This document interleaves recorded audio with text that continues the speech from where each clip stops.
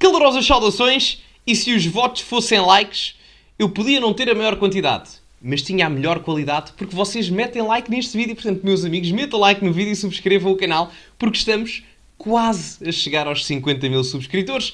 Partilhem também nas vossas redes sociais e têm o código SOUSA10 para 10% de desconto na Prozis no segundo link da descrição. Relembro que têm também as minhas redes sociais, o Instagram e o TikTok são novos, portanto podem ir lá seguir, os antigos já não existem, no caso o Instagram. Vamos então ouvir Luís Marques Mendes a fazer a sua análise semanal relativamente à circunstância da negociação do Orçamento de Estado. Porque, entretanto, tivemos um novo adiantamento, isto porque, como sabem, o Montenegro apresentou a sua proposta irrecusável, Pedro Nuno Santos não aceitou, fez mais uma contraproposta e Luís Montenegro e o Governo já vieram dizer que vão recusar essa contraproposta do PS. Portanto, neste momento estamos num impasse. Vamos ver o que é que Marques Mendes tem para dizer sobre isso. Política. Esta foi uma semana de grande protagonismo para o Primeiro-Ministro, também para o Secretário-Geral do PS. Tivemos o Conselho de Estado, o debate quinzenal, reuniões a dois, declarações ao país e já para não falar também do acordo de concertação social, no caso de Luís Montenegro. Foi uma boa semana para o Primeiro-Ministro. Sim, já várias pessoas disseram, e eu julgo que bem, com acerto, foi talvez a melhor semana que Luís Montenegro teve, desde que é Primeiro-Ministro, porque tudo lhe correu até agora bem. Primeiro, um acordo de concertação social. Para um governo minoritário é obra fazer um acordo de concertação social e ainda por cima juntar a UGT e juntar a CIP. Discordo que tenha sido a melhor semana do Luís Montenegro, já lá vou, mas concordo plenamente com a questão do acordo de concertação social. Isso, sem dúvida, a 100%. Eu recordo que há um ano a CIP não participou. Segundo, fazer um acordo com o setor social. Outra coisa que é mais fácil, mas é importante. Depois acho que também lhe correu bem o debate parlamentar na Assembleia da República, que ainda houve, no meio disto, em que mostrou a sua autoridade e conhecimento das matérias. Mas, sobretudo, aquilo que surpreendeu muita gente à direita e à esquerda foi a declaração que ele fez ao país, aproximando posições em matéria do orçamento, porque o que se dizia é que o governo estava intransigente. E eu acho que ele se surpreendeu. Com a proposta irrecusável que... Eu já aqui vou. Efetivamente ele surpreendeu. Não sei o que é que o Marques Mendes vai dizer. Enfim, o Marques Mendes não é que não se tenha em consideração a opinião que ele tem, mas há ali um ponto de facciosidade partidária que temos que ter em consideração, não tirando o valor à opinião do mesmo.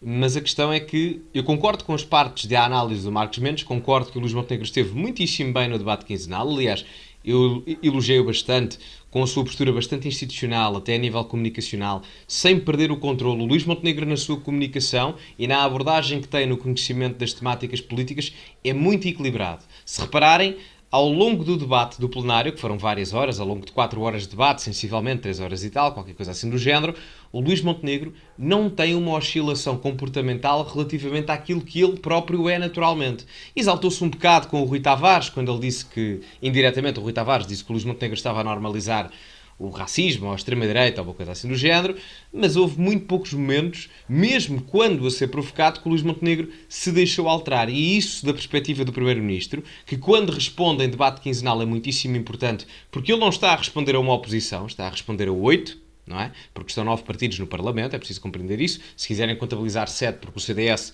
faz parte do Governo também, ok? Pronto, tudo bem. Mas isso é importantíssimo. É uma qualidade que, por exemplo, o António Costa não tinha. O António Costa exaltava-se imenso, ao nível quase do Santos Silva, principalmente com o Chega, com o PSD nem tanto, e isso é muito importante, até porque o Luís Montenegro tem que saber gerir essas expectativas. Na parte do acordo de concertação social, sem dúvida esteve muito bem. Discordo que seja a melhor semana de Luís Montenegro, porque, como o Luís Marques Mendes, peço que é Luís M, os dois, mas o Luís Marques Mendes aqui dizia bem, surpreendeu muita gente. Para muita gente, Luís Montenegro fez uma espécie de traição ao seu eleitorado. Muitos daqueles 27%, 28%, 29% que ele teve nas últimas eleições eram pessoas que acreditavam que o plano fiscal e económico da AD iria ser implementado nas medidas que a AD propôs, não nas medidas que o Partido Socialista, Alexandre Leitão e o Pedro Nuno Santos quiseram condicionar agora, posteriormente, o próprio PSD. Portanto, surpreendeu negativamente. Politicamente, eu acho que o Luís Montenegro foi muito esperto, mas já explico o porquê a seguir, que é para também não me alongar muito aqui agora, mas nesse aspecto foi muito esperto. Embora discordo que tenha sido uma boa semana por causa disso. Acho que houve muita gente desiludida com ele. Surpreendeu exatamente com uma proposta que mostrou sentido de Estado e que mostrou talento político, ou seja, aproximar posições. E claro, muita gente ficou a surpreender. Eu vi nos vários comentários. E eu acho que... Porquê que há essa surpresa? Na minha opinião, por duas razões facílimas de explicar. A primeira é que neste processo orçamental, Luís Montenegro está confortável. Qualquer que seja o desfecho final. Sim. Está confortável. Se o orçamento for aprovado, ele está confortável. É a sua grande prioridade, não tenho dúvidas, desde o primeiro dia. Qualquer primeiro-ministro de um governo minoritário, o que quer é o seu orçamento aprovado. Sobretudo sendo o primeiro. Eu concordo em parte, mas na perspectiva de curto prazo o Marcos Mendes está correto, na perspectiva do médio e longo prazo o Marcos Mendes peca em não estar tão correto.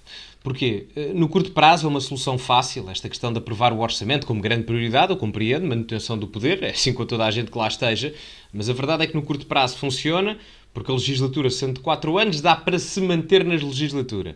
A questão aqui é, se aprovarmos um orçamento, qualquer que ele seja, mesmo que seja uma grande traição ao seu eleitorado, com medidas fiscais bastante diferentes, significativamente antagónicas, antíteses completas daquilo que foi previsto inicialmente, no médio prazo isso vai sofrer consequências a nível do seu próprio eleitorado. Portanto, no primeiro ano é bom porque se mantém o poder, correto, aqui concordo, mas se tivermos eleições, não vamos ter em 2025 nem em 2026, mas em 2027, os 20 e tal por cento, 27, 28 que votaram no PSD, uma boa parcela percentual, olhará para isto de aprovar orçamentos só porque sim, para se manter no poder, e pensará duas vezes. Agora, é aqui que eu discordo, não é?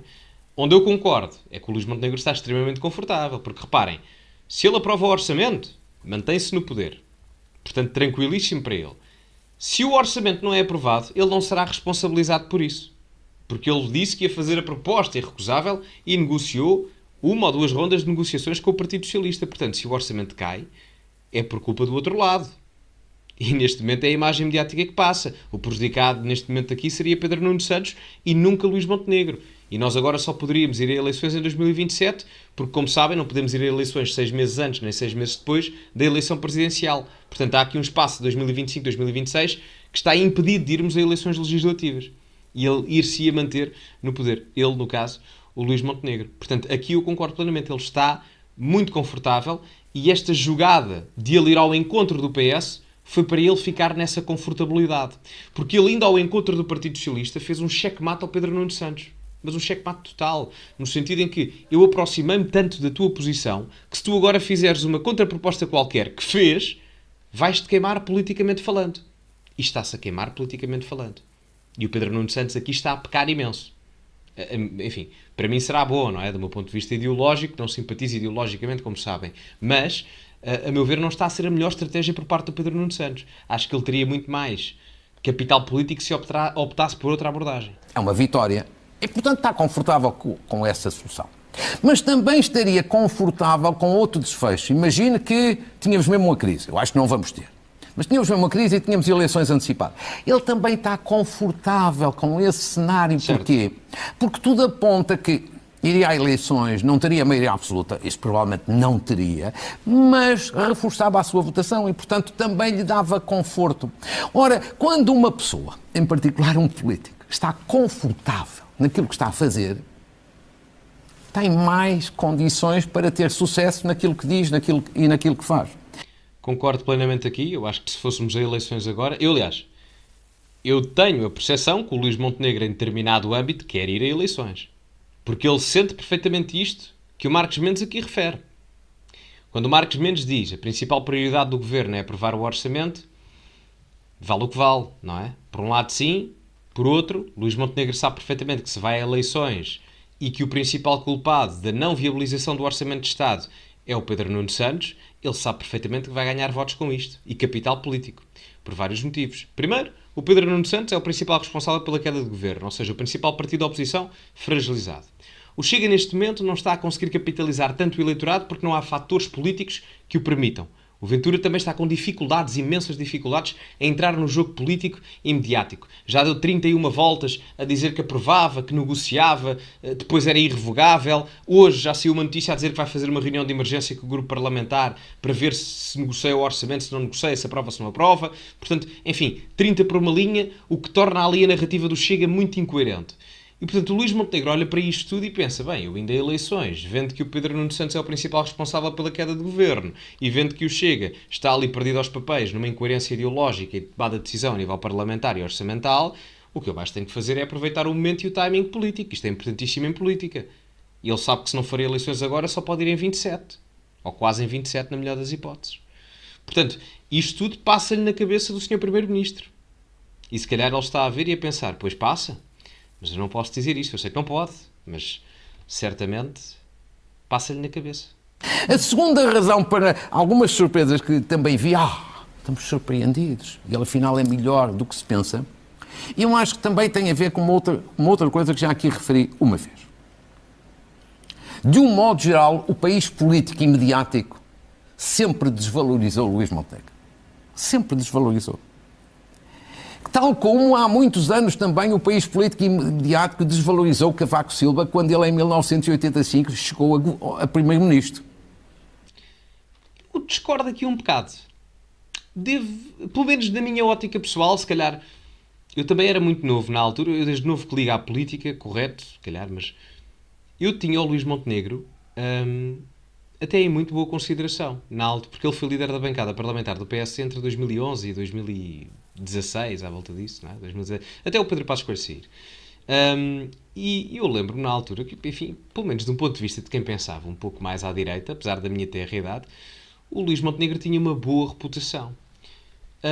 Eu só acho que o Luís Montenegro não esteve assim tão bem, e eu acho que isto que o Marcos Mendes aqui diz, com o qual eu discordo, não é? De que ele nunca teve uma boa imagem. Eu acho que ele teve uma boa imagem enquanto líder parlamentar do PSD. Eu acho que houve aqui um período que eu diria até ao início da tomada de governo por parte do Luís Montenegro, em que ele não foi propriamente o líder partidário mais apelativo que se poderia ter. E com isto o que é que eu quero dizer? Eu quero dizer é que o Luís Montenegro, e isto, atenção, é uma particularidade muito interessante. Parece-me a mim que Luís Montenegro tem muito mais facilidade, nas suas capacidades profissionais, políticas, em ser um estadista, do que propriamente em ser um líder de partido. E é interessante ver isto. O Luís Montenegro, a meu ver, embora eu discorde de algumas políticas públicas que ele esteja a implementar, não é essa a questão, estamos aqui a falar de questões políticas de poder, de imagem, mediática, comunicação, etc., ele sente-se mais confortável enquanto Primeiro-Ministro, enquanto uma imagem mais serena, mais estadista, do que propriamente alguém que tem que ser mais interventivo enquanto líder da oposição, que foi quando ele chegou à liderança do PSD. Ainda era António Costa Primeiro-Ministro. É preciso compreender isto. Por isso é que eu acho que essa imagem, que o Marcos Mendes aqui diz de as pessoas ficaram surpreendidas, não sabiam que ele era bom e tal, e etc, etc, advém um pouco daí. Do quão fraco ele foi, se calhar fraco é uma palavra muito forte, mas o quão significativamente insuficiente ele foi enquanto líder partidário ou líder da oposição, comparativamente ao que está a ser em termos de imagem enquanto Primeiro-Ministro. Ou enquanto líder parlamentar, que eu acho que ele fez um bom trabalho enquanto líder parlamentar. Portanto, eu acho que advém daí. E eu, na altura, quando ele era líder da oposição, critiquei-o bastante. E digo mesmo, acho que ele é melhor Primeiro-Ministro do que propriamente líder da oposição. Enquanto líder da oposição, Luís Montenegro foi fraquíssimo. Não era líder, não estava no Parlamento, compreendo a dificuldade, mas acho que foi muito pior líder da oposição do que Primeiro-Ministro comparativamente. Mas, enfim, continuando. E todos se enganaram. Foi um grande Primeiro-Ministro, na minha opinião, o melhor da democracia, mas sempre foi desvalorizado. E, portanto, eu acho que aqui também a surpresa tem a ver com isto. As pessoas tendem a desvalorizar Luís Montenegro. Eu penso ao contrário. Há muitos anos, acho que ele tem boa preparação, tem sentido de Estado. Sim. Como mostrou, por exemplo, quando foi o apoio a António Costa para ir para Bruxelas. Eu discordo desse apoio, como deve imaginar, mas foi muito esperto. Já explico porquê. Grande capacidade de diálogo e tem visão para o futuro. Portanto, não é um bom caminho desvalorizá-lo, porque eu julgo que ele, de facto, vale mais do que aquilo que se pensa, se diz ou aquilo que se imagina. Eu concordo aqui com esta parte final. Concordo. Luís Montenegro, por exemplo, na nomeação do António Costa para o Conselho Europeu, com o qual eu discordo, como deve imaginar, porque eu gosto de fazer essa diferenciação. Uma coisa é aquilo que eu quero, a minha opinião, outra coisa é aquilo que se considera a análise em si, não é? E, portanto, embora não quisesse o António Costa no Conselho Europeu, para o Luís Montenegro, na sua visão política, a melhor decisão era apoiá-lo. Por 2 motivos. Politicamente falando, é sempre vantajoso para os políticos estarem ao lado dos vencedores.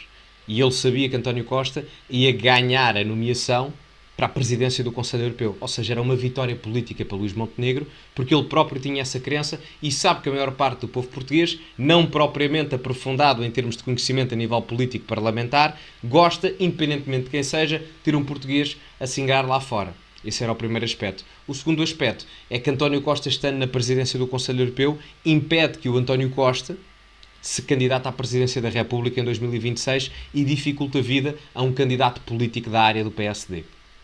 Portanto, foi a típica expressão portuguesa, matar 2 coelhos com uma cajadada só. Não é? Portanto, ganha legitimidade política porque está ao lado de um vencedor institucionalmente falando e, ao mesmo tempo, evita que um potencial concorrente de um candidato do PSD à presidência esteja na corrida presidencial. Portanto, aí eu fiquei surpreendido. Não queria o António Costa na presença do Conselho Europeu, como devem imaginar, por várias razões, que acho que são conhecidas, mas, estrategicamente falando, Luís Montenegro foi muito esperto. Não era aquilo que eu queria, não acho que é aquilo que Portugal precisa, mas estrategicamente falando e politicamente falando, é de uma astúcia muito superior, mas mesmo muito superior àquilo que eu achava que o Luís Montenegro tinha. Mas enfim, digam-me a vossa opinião nos comentários, metam like no vídeo, subscrevam o canal, partilhem, código Sousa 10 na Prozis para 10% de desconto no segundo link da descrição e, como é habitual, acima de tudo, cultivem-se e até à próxima.